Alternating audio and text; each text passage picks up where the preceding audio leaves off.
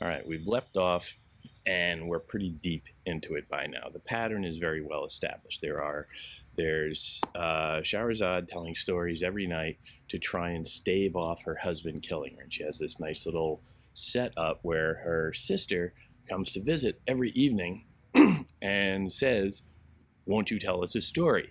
And she very deftly will generally say, if the king gives me permission, sure, I'd love to, with greatest pleasure. And the king almost always consents. To a certain degree, you see that effacing over time also, where the king doesn't even have to assent, and it's not even a question. The sister asks, "Won't you tell us another story tonight?" And Shahrazad says, "Yes," and jumps right into it without even asking. and so you can see how this is sort of locking in a rhythm where every night you get a new story, and within that story very likely there's going to be another story where characters are telling stories within the stories, and you are just drawn into this endless infinity mirror of narrative.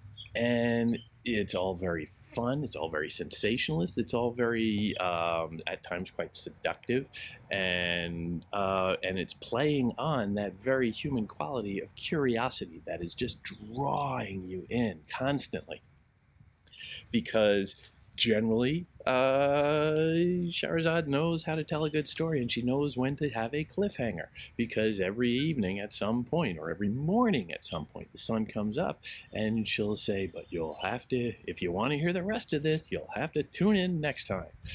And of course that leaves Shahzaman, Shahryar, her husband, saying, "I want to know the end of this story. I guess I won't kill her tonight, or I won't kill her this morning. Just, one more night, one more night." Yeah, and over time he starts to even elongate that. It says, "Well, I want to, this one's getting good. I want to see how it plays out. Oh, maybe in another month I'll kill her. What's the rush?" You can see how these stories are having an effect. And all the stories the stories by and large are very entertaining morality stories, stories of ethics and justice and illustrations of good and bad behavior and good and bad choices and overreacting in certain circumstances. And if you look at them all thematically like that, they have a fairly consistent message that is never made particularly explicit.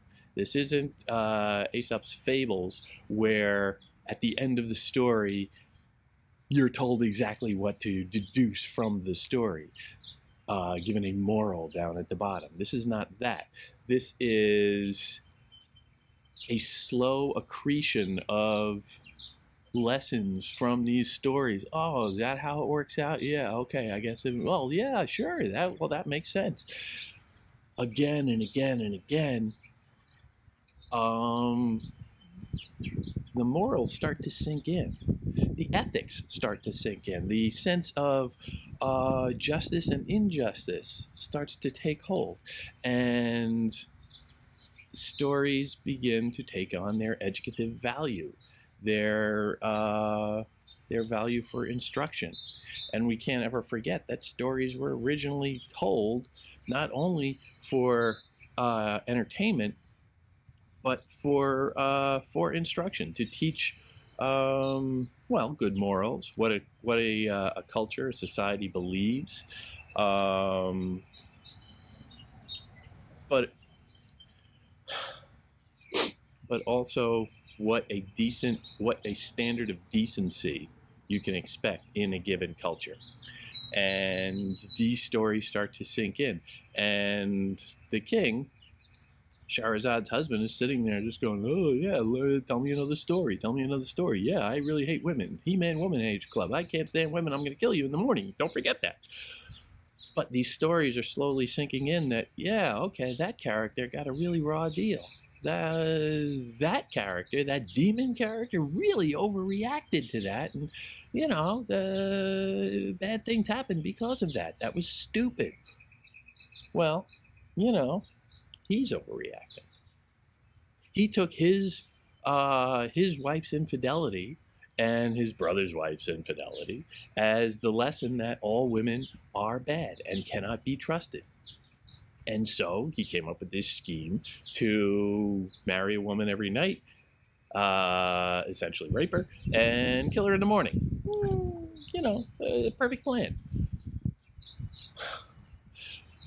But these stories are slowly bringing out that there are subtleties to be aware of, that there are complications within that plan, that it's not so black and white. Women aren't all evil. Some of them might be a little bad, but they're not all evil. And overreacting is more dangerous or more destructive than one bad person's evil action.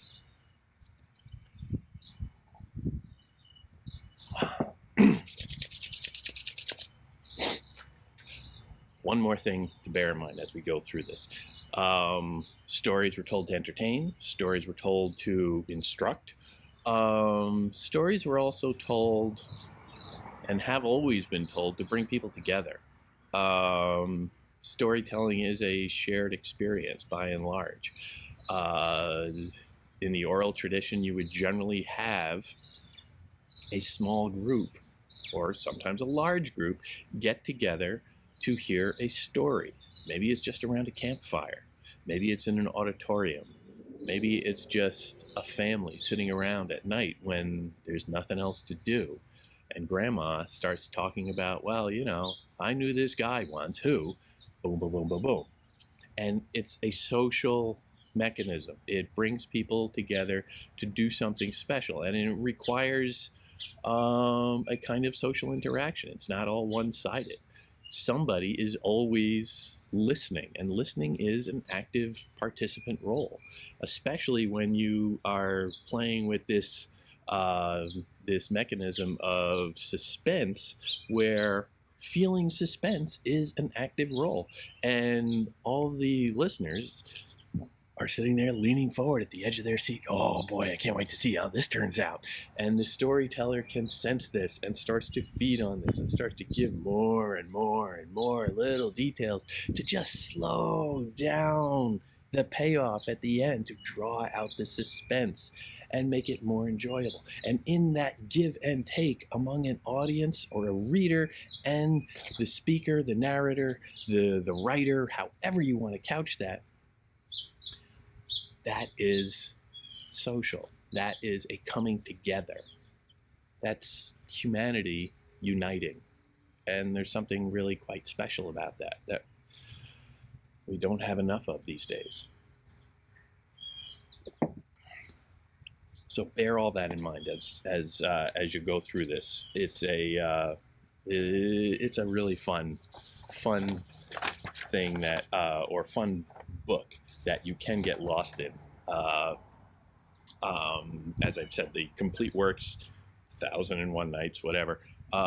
It's not that many, but it's quite a few. Reading the entire thing is a project. You may or may not want to ever attempt that, but it is a fun book to just keep on your nightstand. And 20 minutes before I go to sleep, I had that extra cup of coffee this morning, so I'm a little jittery. I'm not going to be able to sleep for a little bit, so let me just try. You can dip in. And it's complicated because of the story and a story and a story structure, because you're never quite sure, well, now what was happening and where did I leave off? And that's very confusing. It's meant to be to a certain degree, but if you just pedal through the first couple of pages, it doesn't even matter, because where they are and what they're doing, the context sort of falls away, and you pick it up along the way well enough. And the fun is in just sort of turning the pages and saying, oh, what's next, what's next, what's next? It's a great beach read, to be perfectly honest, because of all that. Oh, but We're going to take a look now at one of the more famous passages, the story of the Porter and the Three Ladies. And here we get a really great view of Baghdad in the early Middle Ages, somewhere. We're not even sure exactly when. It's a remarkably sophisticated civilization, remarkably accomplished and cultured civilization. And it's also a sign that of the mutt-like status of this book as a whole, because it was sort of culled together from a number of different traditions. You can find elements of India in here, you can find elements of Persia, elements of Baghdad and the Mesopotamian region, all the way over to Egypt, Syria. All of these little traditions find their little place here. We'll get to that, but here we get a nice little snapshot for a minute that we touch on in Baghdad, where we find this porter. It's just really a kid sitting around, nothing much to do. A kid, like maybe teenager, early 20s, something like that. And he's sitting around, and some woman comes up to him and says, "Hey, you, I'm going shopping. Come with me, and you can carry my stuff." Sure, he's got nothing better to do. He's going to go, and he'll probably get a couple of bucks for it. So he goes, and you get this really nice tour of a marketplace, and you get a sense of the city. You get all these little granular details that are fun, because he gives you an image of this ancient world, and it's not that different. It's not that unrecognizable. They go to the market. Porter, take this basket and follow me. This is my page 650, the 28th night. Take that basket and follow me. Hardly believing his ears, the porter took the basket and hurried behind her, saying, "Oh, lucky day, happy day." It's not going to be, well, depends on how you view it. Everything's mixed. She walked before him until she stopped before the door of a house. When she knocked, an old Christian came out, received a dinar from her, and handed her an olive green jug of wine. First stop, get the wine. She placed the jug in the basket. Whenever they mention wine, however, bear in mind that within this culture, this is a very Islamic text, and wine is not necessarily a good symbol. If their first stop is the wine, that's usually a sign that trouble is coming. She placed the jug in the basket and said, "Porter, take your basket and follow me." "Very well. Oh, happy day. Oh, happy day. Oh, lucky day. Oh, auspicious day." Blah, blah, blah, blah, blah. Porter lifted the basket and followed her until she stopped at the fruit vendor, where she bought yellow and red apples, Hebron peaches and Turkish quinces, and seacoast lemons and royal oranges, as well as baby cucumbers. She also bought Aleppo jasmine. Aleppo is in Syria. Damascus, also Syria, lilies, myrtle berries, and mignonettes, daisies and gillyflowers, lilies of the valley and irises, narcissus and daffodils, violets and anemones, as well as pomegranate blossoms. She placed everything in the porter's basket and asked him to follow her. Then she stopped at the butcher. She said, "Cut off 10 pounds of fresh mutton," she told him. And he cut off the pieces she desired, wrapped them, and handed them to her. She placed them in the basket together with some charcoal and said, "Porter, take the basket and follow me." They went to the grocer's, where they got olives of all kinds, pitted, salted, and pickled, tarragon and cream cheese, Syrian cheese, and sweet, as well as sour pickles. She placed the container in the basket and said, "Porter, take your basket and follow me." They went to the dry grocer's, where she bought all sorts of dry fruits and nuts, Aleppo raisins, Iraqi sugar canes, pressed baalbak figs, roasted chickpeas, as well as shelled pistachios, almonds, and hazelnuts. Later they bought sour barley rolls, sweet rolls, date rolls, Cairo rolls, Turkish rolls, and open-work Balkan rolls, as well as cookies, stuffed and musk-scented catifs, amber combs, ladyfingers, widow's bread, caddy tidbits, eaten thanks, and almond puddings. Later they bought 10 bottles of scented waters, lily water, rose water, scented with musk and the likes, ambergris, musk, aloewood, rosemary, 2 loaves of sugar, candles, and torches. All of this stuff. And just you can just imagine this huge marketplace. Lots of people moving around with baskets saying, yeah, bargaining for stuff. How much is that? Do you have this? This doesn't look fresh. Is there more stuff in the back?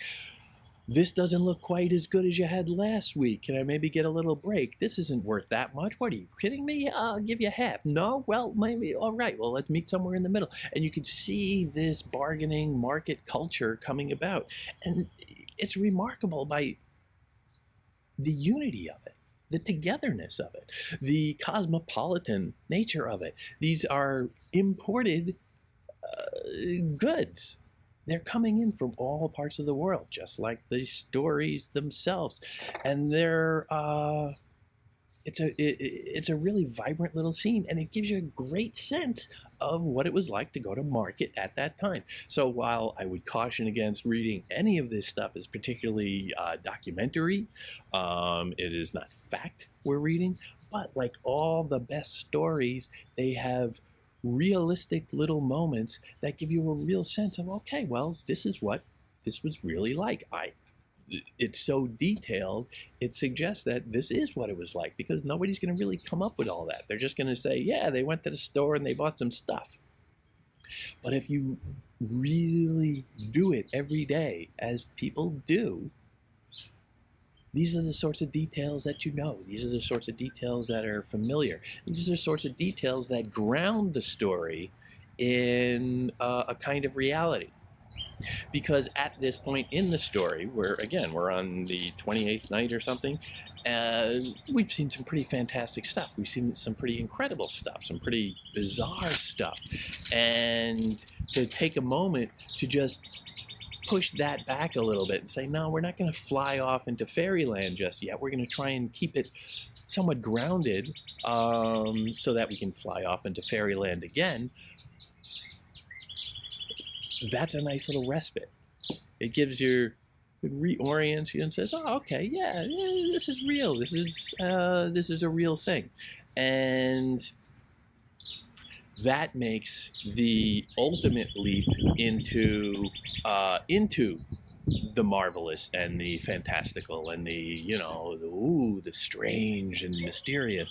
That makes it all the more dramatic because it's a contrast. Because you're starting from ground zero, you're starting from a base of reality, and then as it gets progressively weirder, you feel a sense of gone. But if somebody just starts talking, if somebody just walks up to you and starts talking about a genie popping out of a bottle, yeah, okay, fine, you're crazy. But if they come up to you and you know them and you have a history with them, and they're normally very sane, grounded, ordinary people who go to the market every day, you're much more inclined to believe them because you recognize them as sane. You recognize them as somebody who is identifiable. So anyway, that's sort of fun. It's also, I will caution you about this, in the ooh and ah quality that I was kind of giving it while I was reading it, it's also a sense of the exoticism of this land that I'll say more about in a minute, where for an audience, you're trying to create this sense of the Orient, the East, in this case, the Middle East, if you want to call it that, depending on where your perspective is. It's a sense of you are in a foreign land. Ooh, something exotic and mysterious in its own sense. So I understand it can be, from one perspective, very grounded, from another perspective, a little bit mysterious on its own. Everything's mixed. They go shopping. They come back, and the woman allows them to come inside, put the stuff down. Other women come out, the woman's sisters, and they take a shine to this young man who is helping. He's being very polite, and they start having some wine. Wine is always a trouble. but you get this sense of they are fairly well off. When they go back to the house, it's really quite an opulent palace. And he's just this, little nothing, this little street urchin, essentially. So you get this mixing of classes that's very interesting. You can see the different perspectives from each of them, and they keep asking him at certain points, do you have anything to pay in return for the entertainment? For we shall not let you stay unless we see your share. Otherwise, you will drink and enjoy yourself at our expense. The mistress of the house said, without gain, love is not worth a grain. This is my page 654. Interesting little economic frame on how they're viewing their little social interaction. Like, no, you have to pony up something too. Interesting. I'm not going to dwell on that, but it's just a sense of their different perspectives, their different understandings of, he's just this goofy guy going, hey, wow, there's a lot of pretty girls around, a lot of fancy stuff. I just woke up this morning, probably in a hovel, maybe not even that, and now I'm just laughing it up with these ladies. They start drinking some more, and they get a little flirty, and it gets a little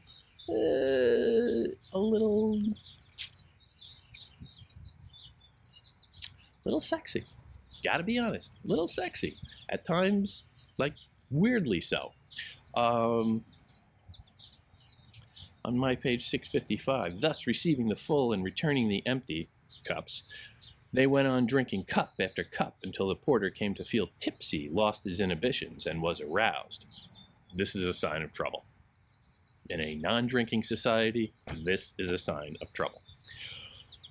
He danced and sang lyrics and ballads and played with the girls, toying, kissing, biting, groping, rubbing, fingering, and playing jokes on them, while one girl thrust a morsel in his mouth, another flirted with him, another served him with some fresh herbs, and another fed him sweets until he was in utter bliss. They carried on until they got drunk and the wine turned their heads. They keep mentioning the wine. They keep mentioning the drinking. They're not necessarily saying, and that's bad, but they keep mentioning it. So why didn't they mention it? Because it's conspicuous to them, and they're trying to drive the point. Drinking is bad. As in a proper Islamic culture, you are not supposed to drink alcohol. When the wine got the better of them, the doorkeeper went to the pool, took off her clothes, and stood stark naked, save for what was covered of her body by her loosened hair. And then she said, "Whee!" went into the pool and immersed herself in the water. That is fairly suggestive enough. And you can see, while they're putting it all in that booze frame that sort of is a little censorious, like, oh, this is bad, they're still playing on that. They're still feeding you all of these details in a very playful and increasingly crescendoing way, where the sexuality of it is starting to really become quite prominent.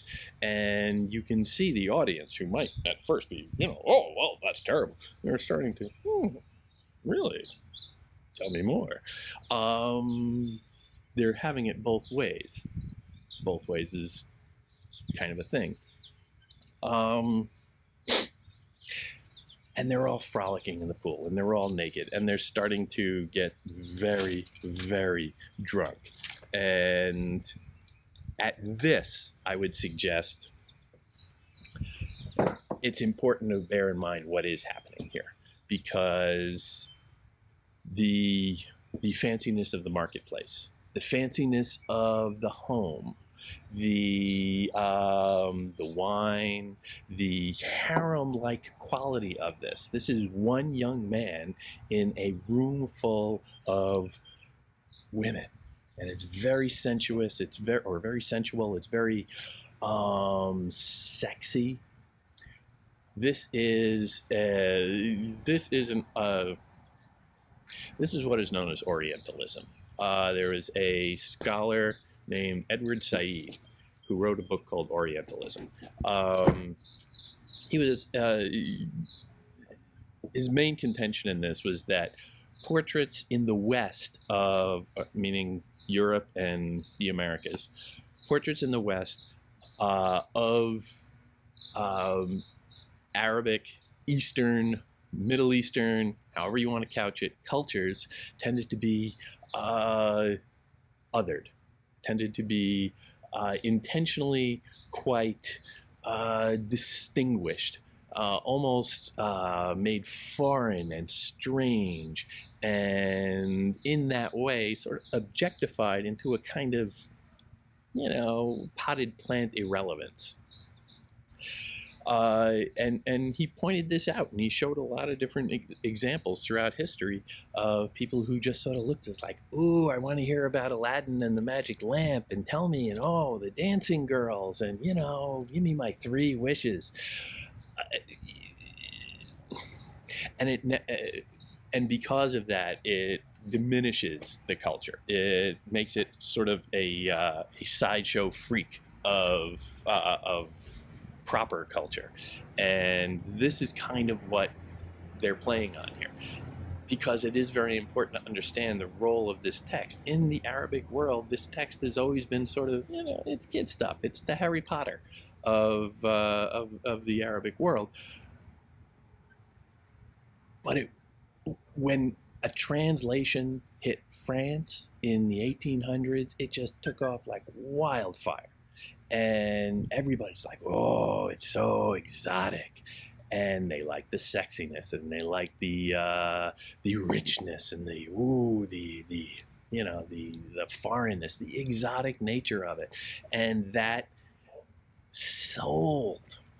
So the editors would compile more. This book is largely a product of European exoticism or Orientalism, or wanting to get a tourist eye view, an almost Disney World view of Middle East culture. It's not necessarily gritty realism we're reading here. I like the little moment of the marketplace, and it gives you a little sense of that, and you get a real sense of some of the personalities and the social roles that are at play in here, but it is very much a product of a Western conception of an exoticized East.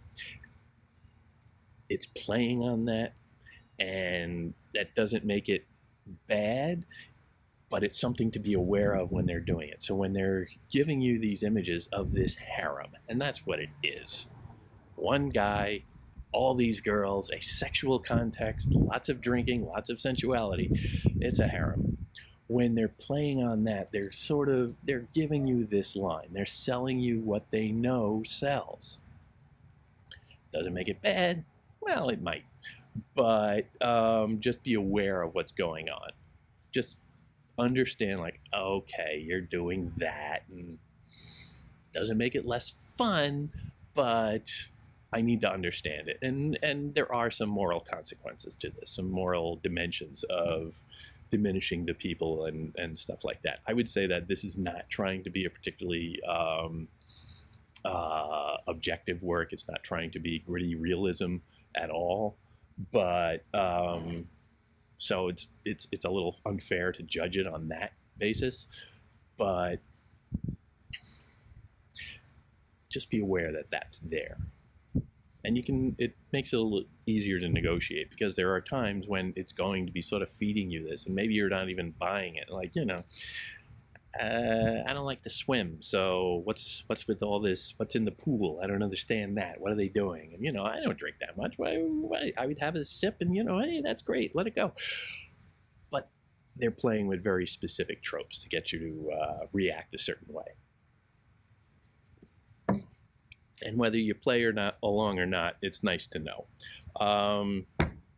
It gets really almost burlesque when they start referencing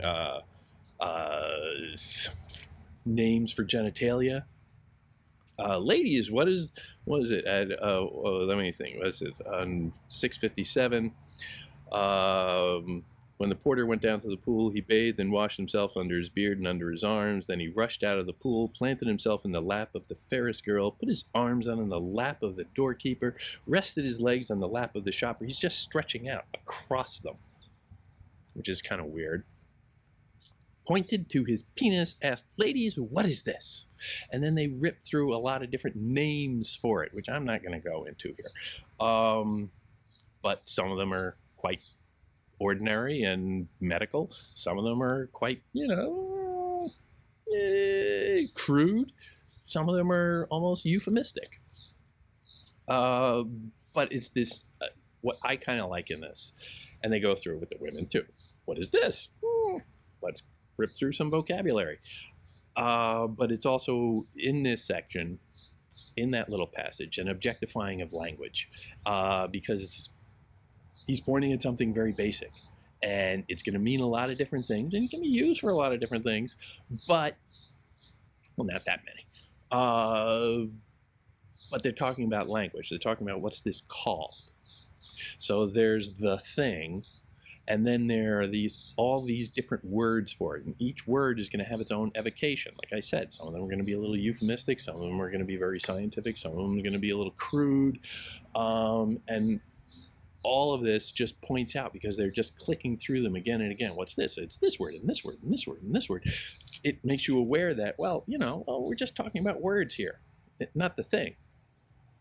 And there is a difference between that. And the text will play on this, throughout, where the difference between the actual thing and the words that are used to describe it, the form and the content, if you will, there's always a little bit of a distance there. There's always a little bit of a shift between one and the other. And you are meant to be just subtly aware of that. It's just poking you here, just saying, hey, remember, this isn't this. This is a word that says this, but it's not the same thing as this. And it just gives you a sense that, well, okay, yeah, you got to look beneath the words. It's not about the word itself. You can just take the word at face value, but that's not necessarily the same thing as talking about the thing. The word is going to have its own connotations, its own meanings, independent of the thing itself. And think about what this means for reading. Because we are sitting there, we're reading words, and some of them are really funny words, and some of them we're going along, it's like, yeah, stories. It's all fun, it's all very surface. But what is happening underneath that? We're not necessarily talking all the time about what's going on underneath that, because what's going on underneath that always is this theme of what good behavior is, of what justice is, of what righteousness is, ethics. That is the content, and we're just dwelling on the form. Anyway, enter the Caliph. The Baghdad at the time that this is being set is, wow, cold. Is ruled under a caliph. He is an enormously powerful. You hear a lot about kings wandering around. These are probably more like tribal chieftains again. Certainly powerful, wealthy in their own right, but the caliph is the top guy. It's like all the kings are, municipal heads here and there, but if you want, the chief executive of the entire world, essentially, their world, this is the guy. And he just sort of wanders in with his vizier, Jafar. You got to put aside the whole Disney thing. But they wander in and they're just looking around like, what is going on here? But it's just an interesting thing that, or circumstance, that Shahrazad is telling this story for a king about how to, in her mind, what is a good behavior role for a king. How should a good king behave? And so, she's had a couple of kings walking through her stories here and there, but now she's going to go big. And she imports the caliph because, Shahryar and Shahzaman, yeah, they're kings, they're great, and, maybe their holdings are vast and they control large swaths of land, and they do, But the Caliph is the big guy, and this one particular guy, who is Harun al-Rashid, a historical personage. He was just a couple of generations after Muhammad. He was a very significant historical player. So he is sort of the Abraham Lincoln or the George Washington, the image of greatness that in the Islamic world you would aspire to. That's okay, this is somebody to watch. So she just sort of brings this guy into the thing through, wacky circumstance. She brings him into the scene so that he can sit there and observe, and she can use him ultimately to help tell her own stories. And, well, help make her own points. They also bring in these three dervishes, these three poor mendicants, beggars essentially, all with an eye gouged out. And they all come in, and the women say, okay, you can all come in on the condition that you do not ask what is going on here, or you do not ask what is going on here. But, okay. The three dervishes are just beggars who were walking around the streets. They got nowhere else to go. The porter, we know what his deal is. He's certainly got nowhere better to be. The king is in a slightly different position, though. He's got better places to be. But he stays. And they all agree, okay, we just won't ask what's going on. And things get weird. And the women start beating one another, and it's strange. There's a lot of strange stuff going on. And it's very difficult to be told, you can do what you want, just don't ask about this one thing. Of course, that's the only thing you want to know. Of course, that's what you have to know at a certain point. That's what's going to keep you going. And this is just eating at them. And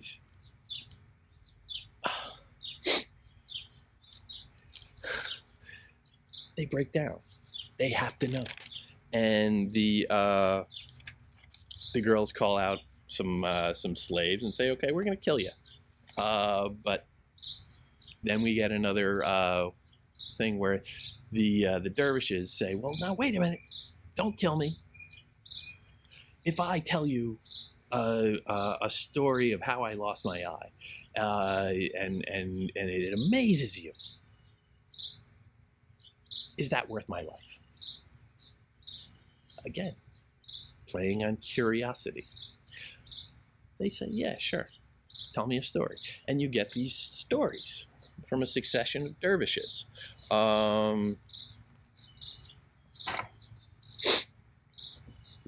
The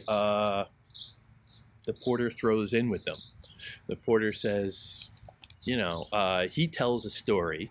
He tells his story, and it's basically like, well, you ladies know how I got here. I was wandering around, and that's pretty much it. And they say, yeah, right, well, if you want, you can go. And he says, no, I want to stay and see how these other gentlemen make out, which is a replay of what we saw earlier with the old men who come to know one another and are curious about one another's stories, but also bond together. They feel a certain loyalty, a certain kinship, a certain fraternity. And so he says, no, it's all the same. I'm going to stay here, and I'm going to throw my lot in with these guys, which is familiar. It's another iteration of the importance of human beings coming together. And but it's also, it teases, because it amps up the stakes for these stories. It's all about suspense, playing it out. Great stuff. The first dervish tells a very creepy story about incest and kings and whatever, and they go downstairs into a crypt, and there are a lot of stairs throughout the tales where people go down into, they're buried in things. We've seen a couple already, where they're always going downstairs into like creepy little dark and shadowy places, and it's playing on lots of these like horror movie things, but again, it's a morality tale ultimately about overreaction and allowing yourself to be swept up in emotions. Significantly, at one point, you do get the king pushing back the goalpost again. The king said to himself before the 40th night, my page 670, the king said to himself, by God, I shall postpone our execution until I hear the tales of the dervishes and the girls and have her put to death like the rest. He's been sort of fading in the background for a while now. And on the one hand, you see this him sort of kicking it down the road again, but also sort of reasserting and getting a little bit harsher there, and then have her put to death like the rest. That's got a little bit more of an edge. Like he's promising himself that, yeah, I'm going to do it. I'm really going to do it. I'm a tough guy. But significantly, this is also coming after, like, some sexual themes throughout these stories that maybe he's trying to repress. Maybe they make him angry in some form. You can go crazy with that. We're not going to, but I would say that is something that's there that you can make something of. The second dervish comes in and tells a story about how they're all the sons of kings. Everybody's a son of a king. He was a son of a king who was educated in eloquence and calligraphy, and he's very educated, and he falls on hard times. Wild circumstances. You get how do I go into this? I don't want to go all the way into it. It's just it's a lot of complications folded in on one another. You get bad things happen to them. They always do. You get the people in his story start telling stories, and at one point you get let me think, where did that go? There's some really complicated on page 678.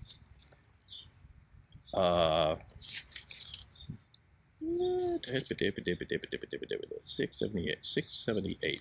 You get these complicated, almost laughable constructions where the following night, on the 47th night, the following night, Dinarzad said to her sister Shahrazad, "Sister, if you were not sleepy, tell us what happened to the envious after he pushed the envied into the well." Shahrazad replied, "Very well. Then, it is related, O king, that the second dervish said to the girl that he told to the demon."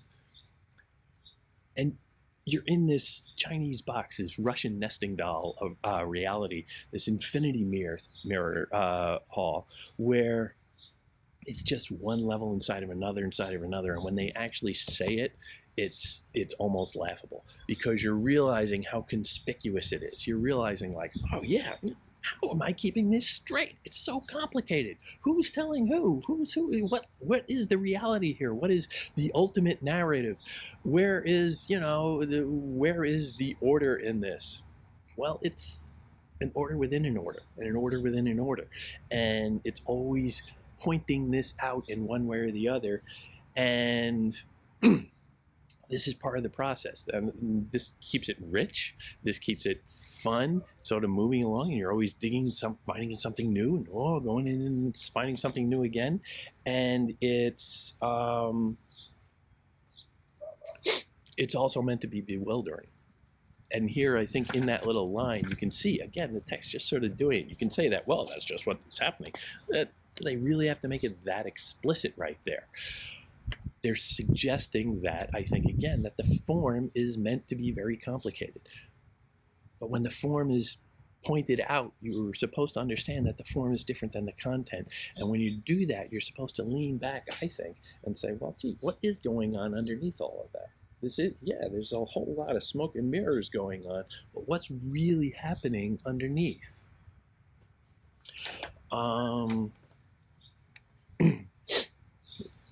This leads to some fancy shenanigans with animal transformations. You get the passage where the one dervish or the one character in this the story, the dervish is writing, having been transformed into an ape. He starts. Animal transformations are all over the ancient and medieval world. The stories of the ancient medieval world. It doesn't really happen that much. But he's writing poetry in a variety of Arabic scripts. Arabic calligraphy is an art form in its own right. It's very ornate and very distinct from one region to another, one style to another. And you see, again, he writes all these different poems. You see an increasing number of poems being written, and poems are complications of language that make you think about the form that's distinct from just the prose. So again, they're pointing out that the surface is a little different than what's going on necessarily, and pointing out the surface is supposed to make you think of what's happening underneath. And here you have not only poetry, but poetry in different calligraphic styles. And you see then under these lines in Muhakkik script, I wrote the following lines, and in then a poem. And in Rehani script, I wrote the following lines, and another poem. And then in Naski script, I wrote the following lines. Then in Thuluth script, I wrote the following lines. And in Tumar script, I wrote the following lines. Again and again and again, just always pointing out the form, the surface, the style, and implying that there's something else to consider. So you get more, and then after that, you get more animal transformations. Suddenly we were seeing the demon descending in a semblance of a lion as big of a bull. The two halves went flying. The head remained turned into a scorpion. The girl quickly turned into a huge serpent. The scorpion turned into a vulture. The girl turned into an eagle. One turned into a wolf. One turned into a worm. The wolf immediately turned into a snow-white rooster. Complications and complications and complications. It's laughable. It's just ridiculously complicated. Sort of a Rube Goldberg narrative happening over here that's just, it's just supposed to make you sit back and go, what the hell are they doing now? It's so silly. It's so ridiculous. It's so over the top. There's got to be something underneath it. What are they trying to hide? With all this surface stuff happening, what's really going on within that? You don't really know. But you're supposed to ask. You're supposed to wonder. It's supposed to draw you in.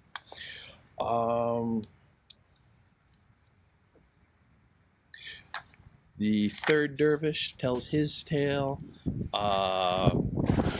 about how fairly classic irony tale of he was supposed to go and he was a son of a king, and he meets up with this prince who's in hiding, not necessarily, well, he meets up with a young man who's in hiding because he was told that it was his destiny to be killed by the son of a king, and this son of a king would be named this. and I forget the name, but it's significant because it's one of the few names you're actually given. We're not given a whole lot of names in this. They're all sort of types. They're all, the porter is the porter, and the different ladies are all are all identified. The doorkeeper or the mistress, and it's hard to really get a sense of them as people, but this one guy has a name. So whenever you have one guy having a name and nobody else, that name is important. But of course, that name, again, is sort of just a surface thing. It's just more words, and we don't really know that much more about him than anybody else. We just happen to have the name. But of course, as in all morality tale things, he tries to take care of this young man. He says, I'm never going to hurt him. And he's very generous with him. He's very patient with him. And he serves this young man. And he says, whoever foreordained that I would kill this person didn't know what they were talking about. I would never do it. But of course, at the end of this 40-day period that it was supposed to be happening over, he climbs up on a ladder or something and falls on top of the guy with a knife and stabs him and kills him. Irony, fate, whatever you want it. It's a fairly familiar little trope. It's not all that complicated, not all that difficult to see. He goes running. He finds a palace that looks to be on fire or burning, and he goes inside, drawn on by curiosity, always curiosity.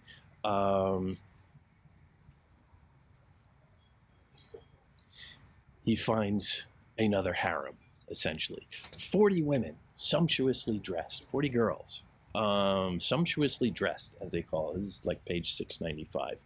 And it's another like orgy scene, essentially, where each one comes up to him and he spends one night with each one, and then the next night with another one, and then the next night, and on and on and on. And, a year goes by.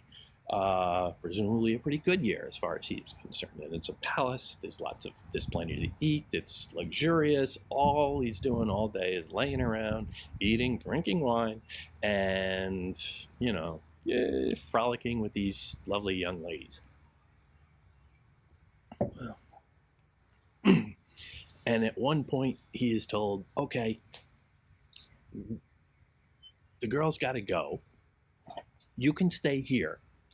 For I forget the length of time. You can stay here, and you'll have the run of the place. It's, place is yours. Go crazy. Do whatever you want, anywhere you want. Go. It's a huge palace. Go in any room you want except one. It's always except one.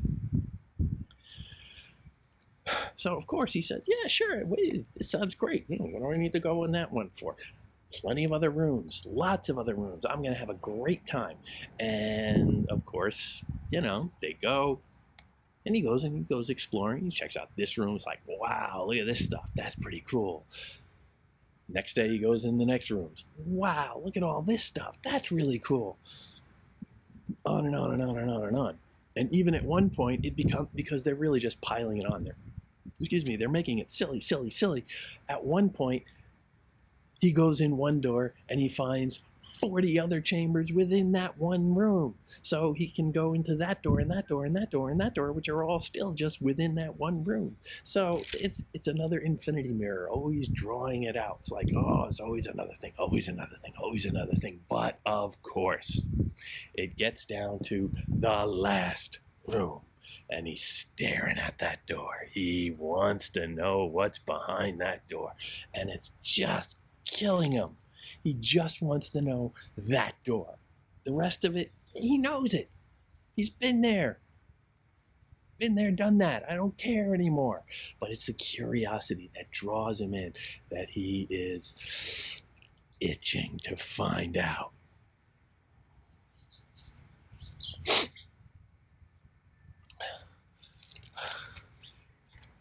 It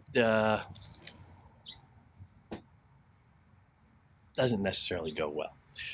It gets blamed on Satan, another religious thing going on there. I heard, O happy king, this is the 62nd night, page 700 in my book. There remained only that one chamber to complete the 100, and I began to feel obsessed and tempted with it, as Satan urged me to open it and cause my undoing. Where's your free will here, pal? Where's your personal responsibility?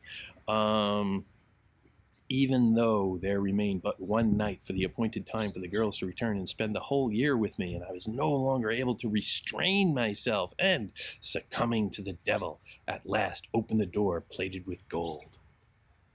As soon as I entered, I was met by a perfume, and you get all of these sensuous, appealing to the senses, descriptions of smell. At first, smell is a very mysterious and emotional, generally emotional sense. Most information is taken in the humans through the eyes. So when you go with, the smell, it can be a little bit more elusive, a little more mysterious. So it's learning this. He smells candles burning and with aloes and ambergris. They also saw incense burning. The odors of the candles and saffron filling the chamber with perfume, drawing him in. He sees a horse. The horse's tail gouges out his eye because the horse is rearing up, and that's how he lost his eye. Big long story to lead up to, oh yeah, and then the horse tail wiped out my eye. It's a big moment, but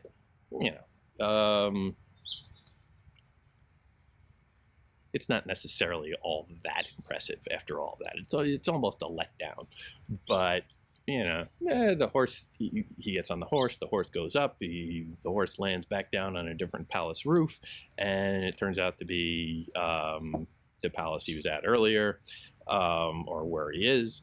And he comes up and he says, "This, my lady, was the cause of losing my eye and shaving off my head, and shaving off my beard." Just sort of backhanded almost. Just, yeah, okay, yeah, and this was why. He'd been talking for a long time. Many nights have gone by during his story, and a lot of great, anecdotes have coming out of this narrative through him. But it just sort of falls out. Yeah, and this was why.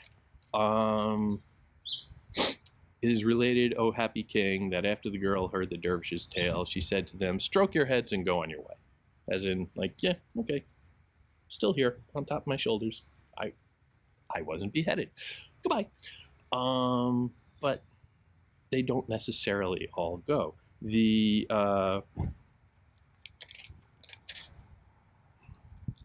dervishes stick around, and they say, "Well, what about those guys? The porter, the caliph, and the vizier." Still, nobody knows caliph and vizier who they are. "O lady and mistress, we wish you to grant us as a favor the lives of these three men, to let us depart with gratitude." Looking at the entire group, the girl said, "I grant you your lives as a favor to all." Again, they throw in their lot with the others. They didn't want to leave them behind. They bond together. Unity. And the caliph is impressed by this. And he tells Jafar, the vizier, "Okay, all right, we're going to get back outside. Nobody knows who I am. I'm still undercover boss here. Take them back to your place, let them get cleaned up, get a night's rest, give them a decent meal, and tomorrow bring them by the office, and we'll set things straight."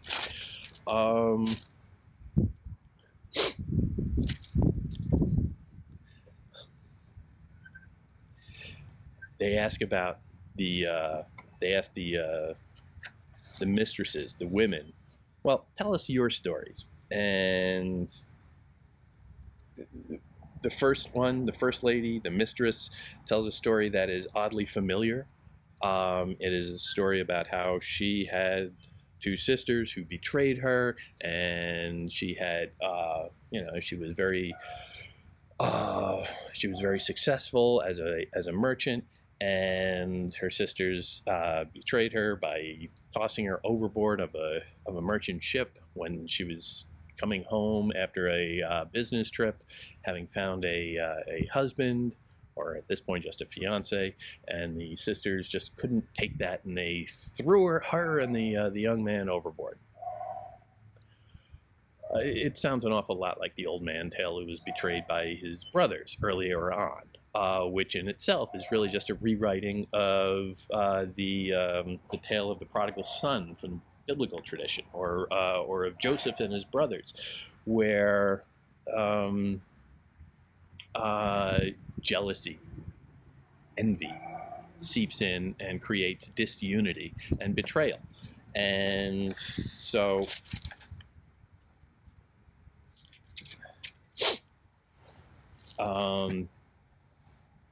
they toss her out. The girl survives. She finds herself on an island.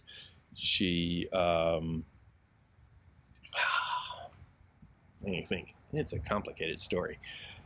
She finds herself on an island. She sees a couple of lizards having a fight, or one lizard about to eat another, and she kills the aggressor lizard and thus saves the victim lizard, who turns out to be a demon. And the demon, who would ordinarily kill her, says, "Well, you saved my life, so I'm gonna do you a solid. I'm gonna pick you up, take you home, and I'm gonna turn your I'm gonna punish your sisters for doing that to you."